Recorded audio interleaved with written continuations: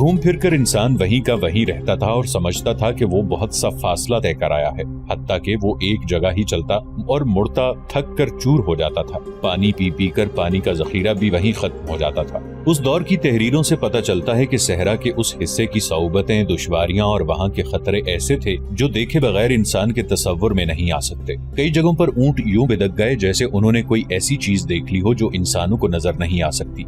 ऊंट सहराई जानवर होने की वजह से उस पानी की बू भी पा लेता है जो जमीन के नीचे होता है। कहीं चश्मा हो जो नजर ना आता हो, ऊंट अपने आप उस तरफ चल पड़ता है। ऊंट खतरों को भी दूर से सूंघ लेता है। खालिद रज़ी अल्लाह अन्हु के मुख्तसर से काफिले के ऊंट कई जगहों पर बिदके। उनके सवारों ने इधर उधर और नीचे देखा मगर उन्हें कुछ भी नजर न आया। ज्यादा खतरा सहराई सांप का था जो 1.5 या ज्यादा से ज्यादा 2 बालिश्त का होता है। ये दुनिया के दूसरे मुल्कों के सांपों की तरह आगे को नहीं रेंगता बल्कि पहलू की तरफ रेंगता है। इंसान या जानवर को डस ले तो 2-4 मिनटों में मौत वाक़ई हो जाती है। सहराई बिच्छू इस सांप की तरह जहरीला होता है। एक मौर्रिख याकूबी ने खालिद रज़ियल्लाहु अन्हु के इस सफर को बयान करते हुए हैरत का इजहार किया है। उसने अपने दौर के किसी आलिम का हवाला देकर लिखा है कि एक मौजिज़े वो थे जो खुदा ने पैगंबरों को दिखाए और खालिद रज़ियल्लाहु अन्हु का ये सफर उन मौजिज़ों में से था जो इंसान अपनी खुदादाद कुव्वतों से कर दिखाया करते हैं। खालिद रज़ियल्लाहु अन्हु अपने साथियों समेत बर वक्त मक्का पहुंच गए। उन्हें इस खबर ने परेशान कर दिया कि खलीफतुल मुस्लिमीन अबू बकर सिद्दीक रज़ियल्लाहु अन्हु भी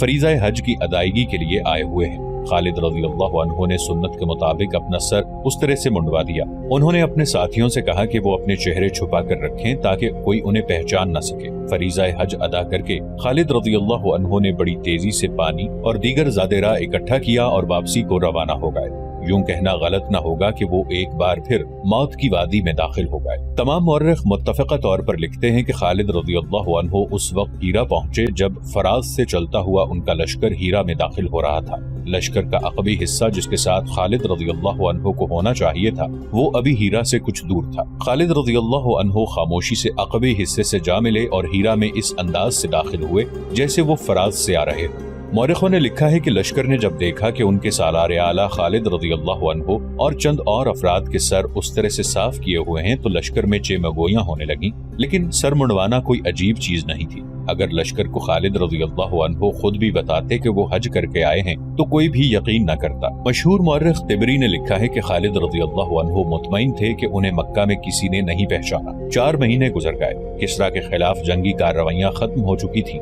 इराक का बहुत सा इलाका किसरा से छिनकर सल्तनत इस्लामिया में शामिल हो गया था। किसरा की जंगी ताकत का दमखम तोड़ दिया गया था। आतिश परस्त फारसियों की धौंस और धांधली खत्म हो चुकी थी। ये खतरा अगर हमेशा के लिए नहीं तो बड़ी लंबी मुद्दत के लिए खत्म हो गया था कि फारस की जंगी ताकत हमला करके मुसलमानों को कुचल डालेगी। फारस आतिश परस्तों के नामवर जर्नैल कारन, हुर्मुज, बहमन जाज़विया, अंदज़रगर, रोज़बा और ज़रमहर और दूसरे जिनकी जंगी अहलियत और दहशत मशहूर थी खालिद रज़ियल्लाहु अन्हु और उनके मुजाहिदीन के हाथों मुख्तलिफ मारकों में मारे गए थे। उन जैसे जर्नैल पैदा करने के लिए बड़ी लंबी मुद्दत दरकार थी। अब तो पूरे इराक में और मदाइन के महल्लात के अंदर भी इन मुसलमानों की धाक बैठ गई थी जिन्हें इन्हीं महल्लात में अरब के बद्दू और डाकू कहा गया था। सबसे बड़ी फतह तो ये थी कि इस्लाम ने अपनी अजमत का एहसास दिला दिया था। खालिद रज़ियल्लाहु अन्हु ने हीरा में 4 महीने गुजार कर अपने लश्कर को आराम करने की मोहलत दी और इस ख्याल से जंगी तरतीब भी जारी रखी कि मुजाहिदीन लश्कर सुस्त न हो जाए। इसके अलावा खालिद रज़ियल्लाहु अन्हु ने मफ्तूहा इलाकों का नज़्म नसब और महसूलात की वसूली का निज़ाम भी बेहतर बनाया। मई 634 ईस्वी के आखिरी हफ्ते में खालिद रज़ियल्लाहु अन्हु को अमीरुल मुमिनीन अबू बकर रज़ियल्लाहु अन्हु का खत मिला जिसका पहला फ़िक़रा खालिद रज़ियल्लाहु अन्हु के हज के मुताल्लिक़ था, जिसके मुताल्लिक़ खालिद रज़ियल्लाहु अन्हु मुतमईन थे कि अमीरुल मुमिनीन रज़ियल्लाहु अन्हु इससे बेखबर है। खत में खालिद रज़ियल्लाहु अन्हु के हज का इशारा करके सिर्फ इतना लिखा था, आइंदा ऐसा न करना। बाकी खत का मतन ये था, बिस्मिल्लाहिर्रहमानिर्रहीम, अतीक बिन अबू क़हाफ़ा की तरफ से खालिद बिन वलीद के नाम। याद रहे कि अमीरुल मुमिनीन अव्वल अबू बकर सिद्दीक रज़ियल्लाहु अन्हु कहलाते थे, लेकिन उनका नाम अब्दुल्ला बिन अबी क़हाफ़ा था और अतीक उनका लक़ब था जो उन्हें रसूल करीम सल्लल्लाहु अलैहि वसल्लम ने अता फरमाया था। अस्सलामु अलैकुम, तारीफ अल्लाह के लिए जिसके सिवा कोई माबूद नहीं, दुरूद सलाम मुहम्मदुर रसूलुल्लाह सल्लल्लाहु अलैहि वसल्लम पर। हीरा से कूच करो और शाम सल्तनत रोमा में उस जगह पहुंचो जहां इस्लामी लश्कर जमा है। लश्कर अच्छी हालत में नहीं, मुश्किल में है। मैं उस तमाम लश्कर का जो तुम अपने साथ ले जाओगे और उस लश्कर का जिसकी मदद को तुम जा रहे हो सिपा सालार मुकर्रर करता हूँ। रूमियों पर हमला करो, ابو عبیدہ اور اس کے ساتھ کے تمام سالار تمہارے ماتحت ہوں گے۔ ابو سلیمان، خالد رضی اللہ عنہ کا دوسرا نام ابو سلیمان بھی تھا۔ پختہ عزم لے کر پیش قدمی کرو، اللہ کی حمایت اور مدد سے اس مہم کو پورا کرو۔ اپنے لشکر کو جو اس وقت تمہارے پاس ہے 2 حصوں میں کر دو۔ ایک حصہ مثنہ بن حارثہ کے سپرد کر جاؤ۔ عراق یعنی سلطنت فارس کے مفتوحہ علاقوں کا سپہ سالار مثنہ بن حارثہ ہوگا۔ لشکر کا دوسرا حصہ اپنے ساتھ لے جاؤ، اللہ تمہیں فتح عطا فرمائے۔ اس کے بعد یہیں واپس آ جانا اور اس علاقے کے سپہ سالار تم ہوگے۔ تکبر نہ کرنا، تکبر اور غرور تمہیں دھوکہ دیں گے اور تم اللہ کے راستے سے بھٹک جاؤ گے۔ کوتاہی نہ ہو، رحمت و کرم اللہ کے ہاتھ میں ہے اور نیک اعمال کا صلہ اللہ ہی دیا کرتا ہے۔ خط پڑھتے ہی خالد رضی اللہ عنہ نے اپنے سالاروں کو بلایا اور کچھ کھسیانہ سا ہو کے انہیں یہ بتایا کہ ان کے خفیہ حج کا امیر المؤمنین رضی اللہ عنہ کو پتہ چل گیا ہے اور میں خوش ہوں اس پر کہ فراغت ختم ہو گئی ہے۔ خالد رضی اللہ عنہ نے کہا، ہم شام جا رہے ہیں۔ خالد رضی اللہ عنہ تو جیسے میدان جنگ کے لیے پیدا ہوئے تھے، قلعے اور شہر میں بیٹھنا انہیں پسند نہ تھا۔ انہوں نے سالاروں کو خط پڑھ کر سنایا اور تیاری کا حکم دیا۔ اس کے ساتھ ہی انہوں نے لشکر کو 2 حصوں میں تقسیم کر دیا۔ مورخوں نے لکھا ہے کہ خالد رضی اللہ عنہ نے صحابہ کرام کو اپنے ساتھ رکھا۔ صحابہ کرام رضی اللہ عنہم کو لشکر میں عزت و احترام کی نگاہ سے دیکھا جاتا تھا۔ ولید کے بیٹے مثنہ بن حارثہ نے کہا، خدا کی قسم میں اس تقسیم پر راضی نہیں ہوں جو تو نے کی ہے۔ تو رسول اللہ صلی اللہ علیہ وآلہ وسلم کے تمام ساتھیوں کو اپنے ساتھ لے جا رہا ہے۔ صحابہ کرام کو بھی صحیح تقسیم کر، آدھے صحابہ تیرے ساتھ جائیں گے، آدھے میرے ساتھ رہیں گے۔ کیا تو نہیں جانتا کہ انہی کی بدولت اللہ ہمیں فتح عطا کرتا ہے؟ خالد رضی اللہ عنہ نے مسکرا کر صحابہ کرام رضی اللہ عنہم کی تقسیم مثنہ بن حارثہ کی خواہش کے مطابق کر دی اور اپنے لشکر کے سالاروں کو حکم دیا کہ جتنی جلدی ممکن ہو تیاری مکمل کریں، اور یہ نہ بھولنا کہ ہم اپنے ان بھائیوں کی مدد کو جا رہے ہیں جو وہاں مشکل میں پھنسے ہوئے ہیں۔ خالد رضی اللہ عنہ نے کہا، ضائع کرنے کے لیے ہمارے پاس ایک سانس جتنا وقت بھی نہیں۔ مسلمانوں کا وہ لشکر جو شام میں جا کر مشکل میں پھنس گیا تھا، وہ ایک سالار کی جلد بازی کا اور حالات کو قبل از وقت نہ سمجھ سکنے کا نتیجہ تھا۔ اس نے شام کے اندر جا کر رومیوں پر حملہ کرنے کی اجازت امیر المؤمنین رضی اللہ عنہ سے اس طرح مانگی کہ جس طرح وہ خود آگے کے احوال و قوائف کو نہیں سمجھ سکا تھا، اسی طرح اس نے امیر المؤمنین کو بھی گمراہ کیا۔ امیر المؤمنین ابو بکر صدیق رضی اللہ عنہ دانشمند انسان تھے۔ انہوں نے اس سالار کو حملہ کرنے کی کھلی چھٹی نہ دی، بلکہ یہ لکھا، رومیوں سے ٹکر لینے کی خواہش میرے دل میں بھی ہے اور یہ ہماری دفاعی ضرورت بھی ہے۔ رومیوں کی جنگی طاقت کو اتنا کمزور کر دینا ضروری ہے کہ وہ سلطنت اسلامیہ کی طرف دیکھنے کی جرت نہ کر سکیں، لیکن ابھی ہم ان سے ٹکر نہیں لے سکتے۔ تم ان کے خلاف بڑے پیمانے کی جنگ نہ کرنا، محتاط ہو کر آگے بڑھنا تاکہ خطرہ زیادہ ہو تو پیچھے بھی ہٹ سکو۔ تم یہ جائزہ لینے کے لیے حملہ کرو کہ رومیوں کی فوج کس طرح لڑتی ہے اور اس کے سالار کیسے ہیں۔ امیر المؤمنین رضی اللہ عنہ نے صاف الفاظ میں لکھا کہ اپنے لشکر کو ایسی صورت میں نہ ڈال دینا کہ پسپائی اختیار کرو اور تمہیں اپنے علاقے میں آ کر بھی پناہ نہ ملے۔ اس سالار کا نام بھی خالد تھا، خالد بن سعید، لیکن میدان جنگ میں وہ خالد رضی اللہ عنہ بن ولید کی گرد پا کو بھی نہیں پہنچ سکتا تھا۔ اسے جن دستوں کا سالار بنایا گیا تھا وہ سرحدی فرائض انجام دینے والے دستے تھے۔ ان میں لڑنے کی اہلیت تھی اور ان میں لڑنے کا جذبہ بھی تھا، لیکن انہیں جنگ کا ویسا تجربہ نہ تھا جیسا خالد رضی اللہ عنہ بن ولید کے دستوں نے حاصل کر لیا تھا۔ امیر المؤمنین رضی اللہ عنہ نے خالد بن سعید کو اپنی سرحدوں پر پہرا دینے کے لیے بھیجا تھا۔ ان دستوں کا ہیڈ کوارٹر تیما کے مقام پر بنایا گیا تھا۔ بعض مورخوں نے لکھا ہے کہ خالد رضی اللہ عنہ کی پے در پے کامیابیاں دیکھ دیکھ کر خالد بن سعید کو خیال آیا کہ خالد رضی اللہ عنہ نے فارس کو شکستیں دی ہیں تو رومیوں کو ایسی ہی شکستیں دے کر خالد رضی اللہ عنہ کی طرح نام پیدا کرے۔ ابن حشام اور ایک یورپی مورخ ہنری اسمتھ نے بھی لکھا ہے کہ خلیفۃ المسلمین رضی اللہ عنہ خالد بن سعید کی قیادت اور صلاحیتوں سے واقف تھے، اسی لیے انہوں نے اس سالار کو بڑی جنگوں سے دور رکھا تھا، لیکن وہ اس کی باتوں میں آ گئے۔ خالد رضی اللہ عنہ نے بھی فرات کے مقام پر رومیوں سے ٹکر لی تھی، لیکن سرحد پر مار کر لڑا تھا۔ انہوں نے آگے جانے کی غلطی نہیں کی تھی۔ خالد بن سعید نے امیر المؤمنین رضی اللہ عنہ کا جواب ملتے ہی اپنے دستوں کو کوچ کا حکم دیا اور شام کی سرحد میں داخل ہو گئے۔ اس وقت شام میں ہرقل رومی حکمران تھا، اسے جنگوں کا بہت تجربہ تھا۔ رومیوں کی اپنی جنگی تاریخ اور روایات تھی، وہ اپنی فوج کو انہی کے مطابق ٹریننگ دیتے تھے۔ یہ تقریباً انہی دنوں کا واقعہ ہے جب خالد رضی اللہ عنہ فراز کے مقام پر رومیوں، فارسیوں اور عیسائیوں کے متحدہ لشکر کے خلاف لڑے اور انہیں شکست دی تھی۔ اس سے رومی محتاط، مستعد اور چوکس ہو گئے تھے۔ انہوں نے اپنی فوج کو ہر لمحہ تیار رہنے کا حکم دے رکھا تھا۔ خالد بن سعید نے آگے کے احوال و قوائف معلوم نہ کیے، کوئی جاسوس آگے نہ بھیجا اور اندھا دھند بڑھتے گئے۔ آگے رومی فوج کی کچھ نفری خیمہ زن تھی، خالد بن سعید نے دائیں بائیں دیکھے بغیر اس پر حملہ کر دیا۔ رومیوں کا سالار باہان تھا جو جنگی چالوں کے لحاظ سے خالد بن ولید رضی اللہ عنہ کے ہم پلہ تھا۔ خالد بن سعید سمجھ نہ سکا کہ رومیوں کی جس نفری پر اس نے حملہ کیا ہے اس کی حیثیت جال میں دانے کی ہے، وہ انہی میں الجھ گیا۔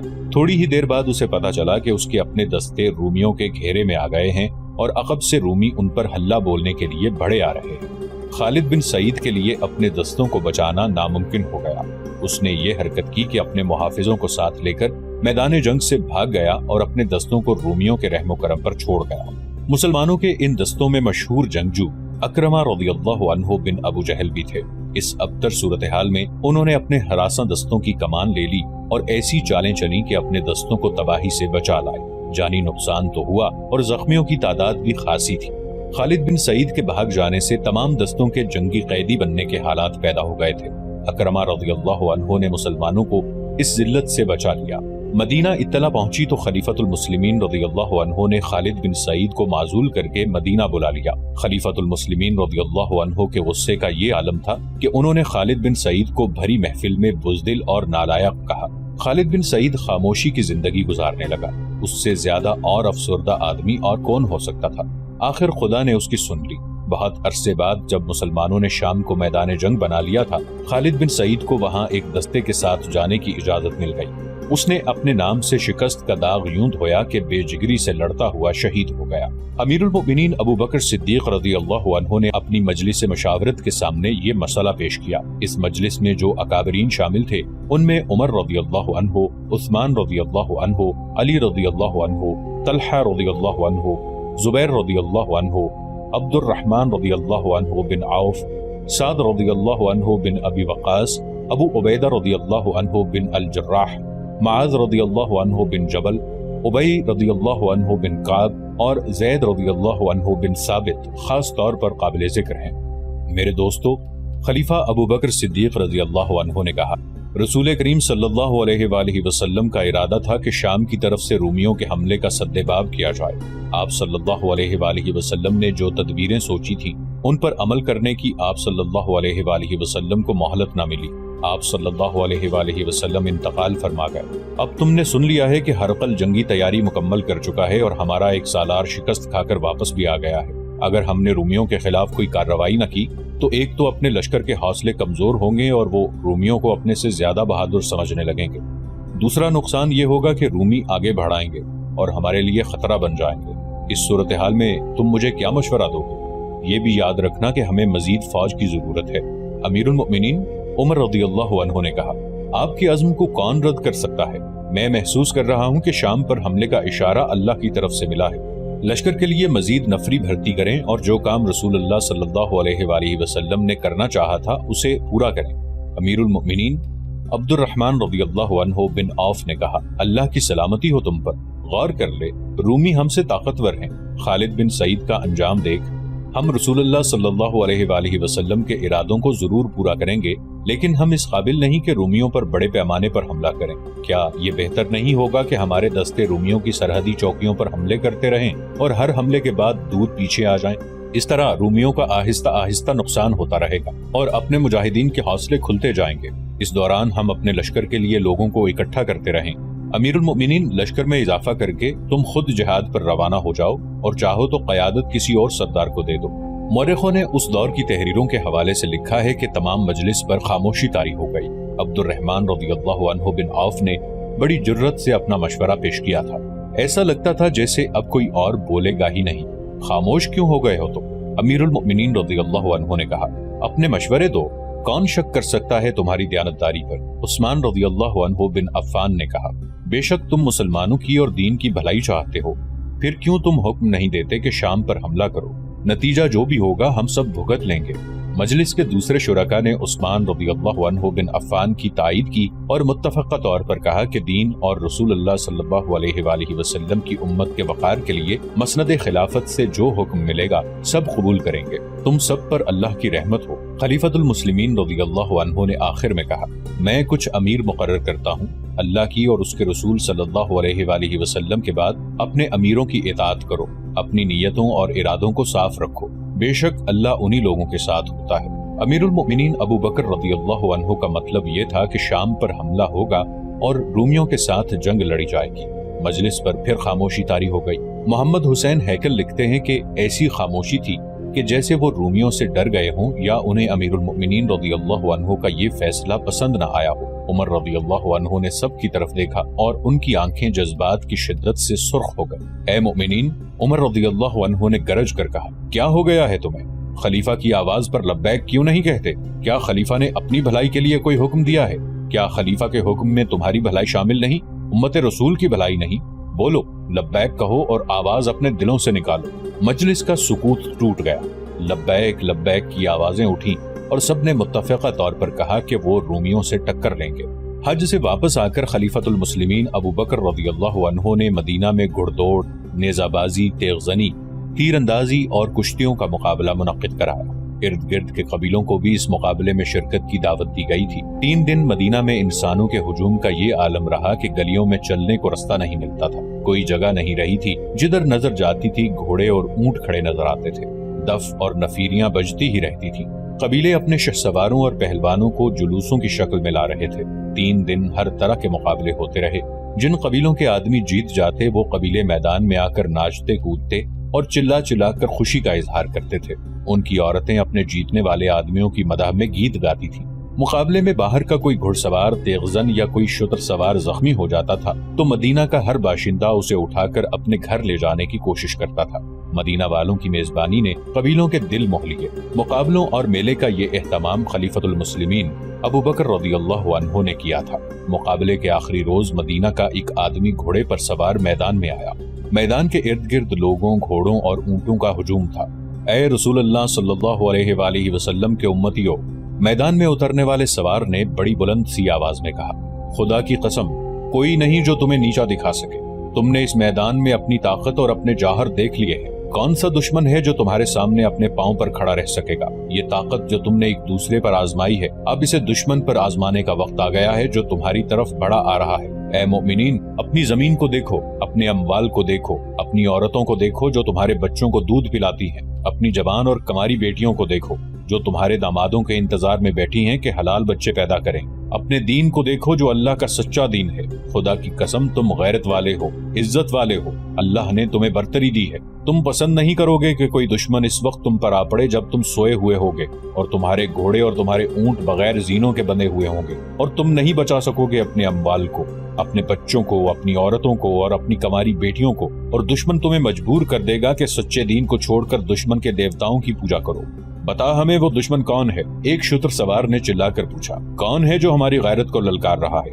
رومی، گھڑ سوار نے اعلان کرنے کے لہجے میں کہا۔ وہ ملک شام پر قبضہ کیے بیٹھے ہیں، ان کی فوج ہم سے زیادہ ہے، بہت زیادہ ہے، ان کے ہتھیار ہم سے اچھے ہیں، لیکن وہ تمہارا وار نہیں سہ سکتے۔ تم نے اس میدان میں اپنی طاقت اور اپنی ہمت دیکھ لی ہے، اب اس میدان میں چلو جہاں تمہاری طاقت اور ہمت تمہارا دشمن دیکھے گا۔ ہمیں اس میدان میں کون لے جائے گا؟ ہجوم میں سے کسی نے پوچھا۔